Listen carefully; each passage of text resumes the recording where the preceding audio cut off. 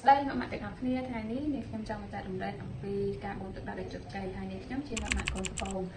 ដំបូងឡើយគឺនាងខ្ញុំមិនមានទឹកដោះទឹកក្រឲ្យកូនមុំទេប៉ុន្តែក្រោយពីនាងខ្ញុំសម្រាប់បានមួយទឹកនាងខ្ញុំក៏បានឃើញ Facebook អ្នកគ្រូម៉ៃហើយនាងខ្ញុំក៏បានចូលជាសមាជិកអ្នកគ្រូដំបូងឡើយគឺខ្វះទឹកដោះឲ្យកូនមុំមិនគ្រប់គ្រាន់ប៉ុន្តែបន្ទាប់ពីនាងខ្ញុំបានចូលជាសមាជិកអ្នកគ្រូ